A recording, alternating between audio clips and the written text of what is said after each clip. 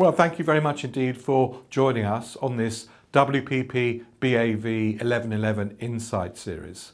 I can't think of anybody better to be joining us than Roland Palmer, who is the General Manager for the UK, Benelux and the Nordics for Alibaba. Roland, thanks very much indeed for joining us. Thank you, David.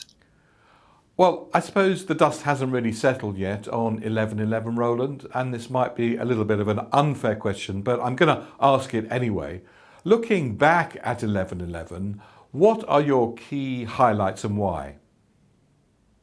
Well, this year's 1111 has been the most vibrant and diverse in the event's 14-year history. We've had more than 290,000 brands from over 90 countries participate, which has been really fantastic. 21 million products on the last count from more than 7,000 product categories. And if we look at the brands that participated for the first time, globally, we've had 70,000 brands participate for the first time. If we look specifically at our cross-border platform, which is interesting for all the brands from Europe, Tmall Global has had around 40,000 international brands participate, and 1,600 of them have participated for the first time. We've had some initial successes coming through as well. So more than 1,000 of the overseas brands on our cross-border platform, Tmall Global, have achieved year-on-year sales, what we call GMV, sales growth of more than 100%. So those are a couple of the initial highlights coming through, David. But we've also got other things to report on, such as the luxury brands. We've had more than 200 luxury brands this year who've participated in our luxury pavilion. And we're talking about more than 100,000 new products, categories such as bags and luggage, but also broader fashion, jewellery, but also beauty and alcoholic beverages. All in all, I think it's fair to say, as a highlight, that this has been our most high-tech festival to date. We really worked on updating our live streaming rooms, so we've now got immersive consumer experiences, which really offered the perfect presentation format for new product launches. And 2,000 brands actually participated and used that technology during this year's 1111. Now, when we look from the interesting in its own right, Roland, because what we're seeing more is that innovations that come out of China are then being exported around the world. Do you see those innovations in terms of digitization of the what we could call, I suppose, the metaverse? Do you see those ones being something that is able to travel out of China and go across the world? Yeah, we've seen all sorts of exciting innovations this year. Obviously, live streaming's been going for a while, and we have Taobao Live, which is the world's largest live streaming platform. But this year, we've seen the next evolution in live streaming, which is the greater use of artificial reality in the live streaming itself, and short videos, which really enhance the customer experience. We've also launched a virtual shopping mall this year for 1111, where shoppers browsed, I think, around 700 products through the eyes of their customizable avatars. So that whole concept of gamification and immersion is really starting to come to life. And then finally, I think the trend of virtual influencers has continued, and some of these are really hyper realistic. We've got Alibaba's Ai, who's a girl with pearl-coloured hair, and she has quite a calm personality. And we've also got Noah, who's a cool male model who apparently can dance as well as a K-pop star. Now, these virtual influencers are partnering more and more with brands and are becoming important for attracting younger consumers. In addition to all of this high-tech innovation, I think what we've also seen is brand loyalty has become even more critical this year than in the past. We have a membership program at Alibaba called 88 VIP. And that features products and service offerings all across our ecosystem. And it allows brands and merchants to build stickiness and to have deeper engagement. And many brands have actually gone beyond what we offer and have their own loyalty programs as well. So we've seen this year brands such as Nike, North Face and others use their own loyalty programs as real inspirational examples, I'd say, for the retail sector. Now, as we're speaking, the COP27 is still taking place in Sharm el-Sheikh in Egypt. We know from our own WPP BAV study that consumers are much more wanting to purchase products and engage with companies that are doing as much as they possibly can to reduce their impact in the environment. And we see that actually, as it happens in China, stronger than many other countries around the world. So given this is a massive consumption festival, what has Alibaba been doing in order to reduce the impact of the festival in the environment? Well, first of all, before we get into 11.11, I think it's fair to say sustainability is a core pillar of our company strategy today. We've actually pledged for carbon neutrality across Alibaba Group by 2030, and we've got lots of teams of colleagues working on that. We're also working proactively, not just ourselves, but across our ecosystem with our partners and customers to see how they can reduce their carbon emissions. Now, looking at this year's 11.11, David, specifically, we've seen the shift towards sustainable consumption as being a big trend. What Tmall has done is worked with lots of brands to see how we can label low carbon products, really informing consumers so that they can choose products which have a lower impact or a lower negative impact, let's say, on the environment. And Tmall collaborated this year with more than 40 brands on a campaign actually to promote these low carbon products. In addition, we've got our logistics arm who's been reducing carbon emissions from delivery and packaging, but has also been involved with a lot of recycling. They've had more than 130,000 recycling post stations offline, where we've had so far, I think, around 6 million parcel boxes have been recycled. And do you see that breadth and consumers making active purchase decisions based on the way in which the products are seen as reducing their impact on the environment? Do you see that as a trend that's only going to increase over time? Absolutely. And I think, going back to your question about, COP27, I mean, the whole world is busy with this very important theme, and Chinese consumers are no different from consumers in the West.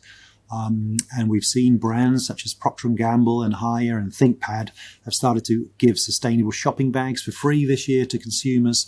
And one of those bags is made out of 6 recycled PET plastic bottles. Those are the themes which have a lot of depth in terms of content, and those are the things which are triggering consumers to think very hard about what it is they're buying, and not only to jump on the best promotion. Now, Roland, you talked a little bit about loyalty, and I think we are sort of seeing this year, even in these early stages of looking back at this year's 11.11, that loyalty is becoming much more important. What are you seeing companies doing, brands, retailers, in order to enhance the greater customer loyalty in a period where most people could be forgiven that it's a key sort of ultimate promotional period? So what we're seeing is the development of brand loyalty membership programs as being the driving force of growth. We've already got 42 brands on Tmall who have more than 10 million members in their loyalty membership programs. And obviously, 11.11 is a great incentive to reward those loyal members in many ways. And if you look at the next level down, we've got around 600 brands today with more than 1 million members in their loyalty membership programs. The kinds of things that we've been seeing, during 11.11, Nike launched an advanced membership program that customers experience, using their virtual avatars. So going back to this whole point about technology and engagement and immersion in the whole kind of new world of the metaverse, this engagement is done through these 3D characters, interactive games, and reward points. And these interactive customer experiences help to strengthen brand recognition and sales amongst their loyal fans.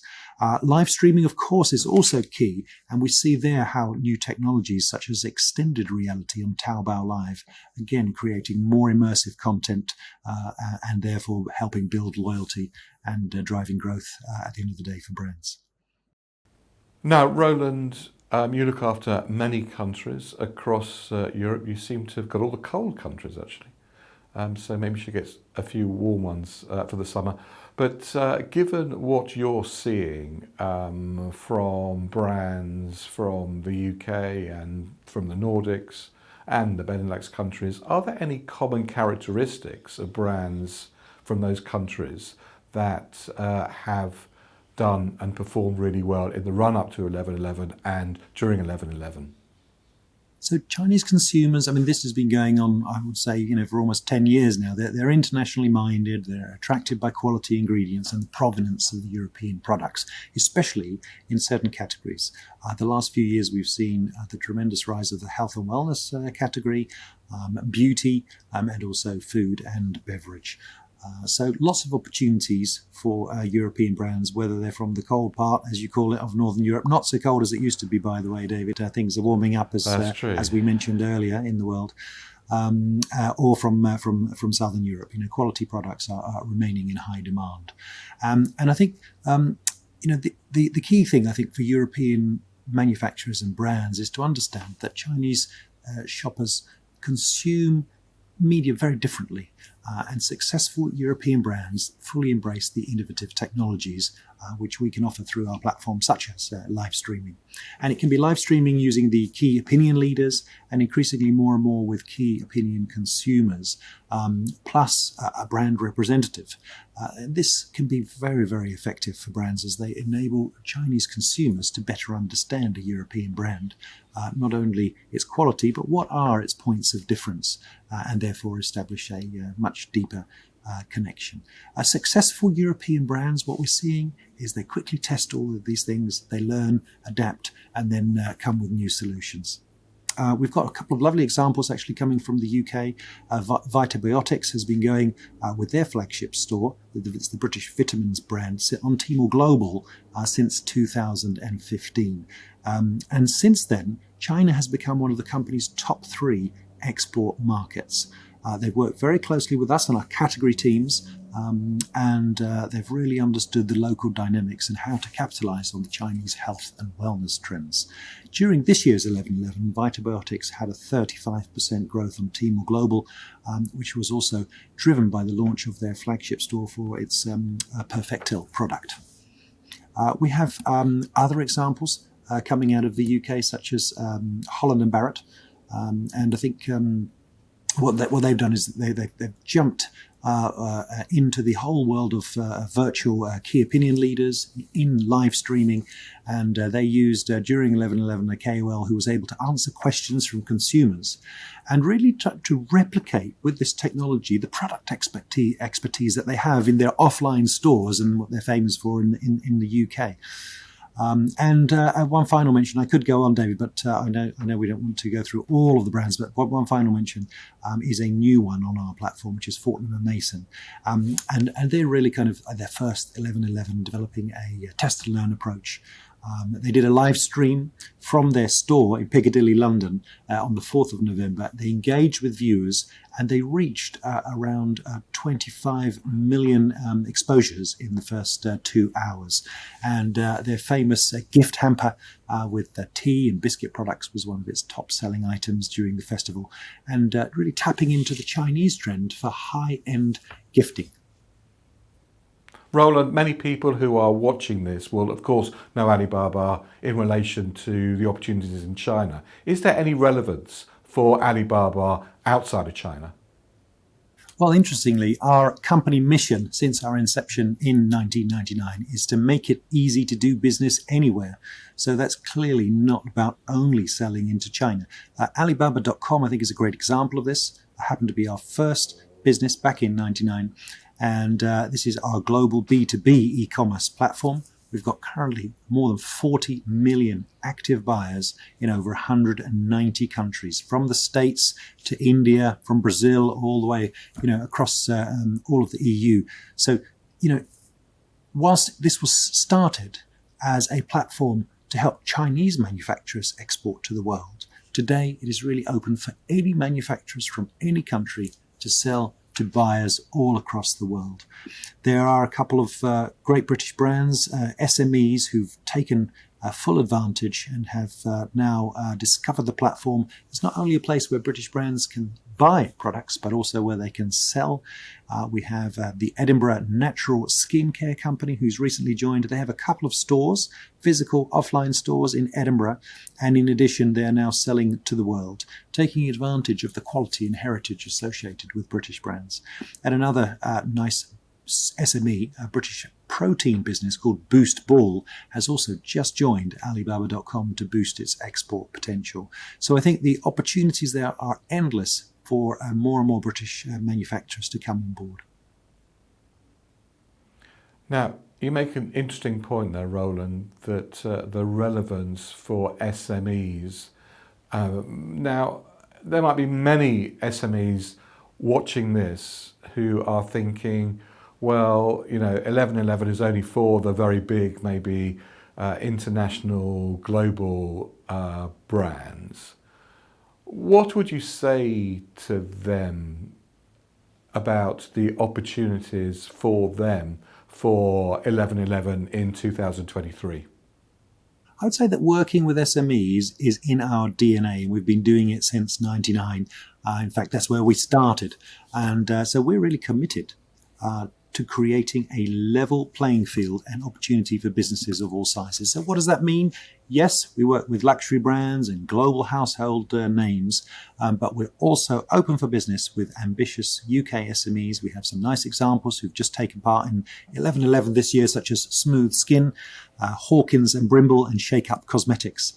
And for this year's 1111, we actually went a step further. We provided specialist support for these SMEs, offering additional marketing exposure and customer-targeted assistance to newly launched live streaming channels, because it's not easy coming on and trying all the latest technology. So a helping hand from Alibaba was offered. Now, Roland, like everybody here in Europe, it's been impossible to get to China over the course of the last few years. You have been a very frequent visitor to China. Hopefully in 2023 we'll all be able to get back to China, certainly in a much easier way than it is at the moment. But what are you looking forward to seeing when you get back to China? Well, before the pandemic, I used to go every 6 weeks, and you build up a real bond with your colleagues in the head office. So what I'm looking forward to the most is to really reconnecting with colleagues in our head office who I haven't been able to see for more than 3 years now. And we have a lot to catch up on, David. And there'll be no better place to do that than over a local hot pot near our head office after work. So I'm really looking forward to that. Well, a local hot pot seems great, and a lot of gambais. Sounds like a great evening, if not a big headache in the morning. Roland Palmer, the General Manager for the UK, Benelux and the Nordics for Alibaba Group. Thank you very much indeed for joining us. Thank you, David.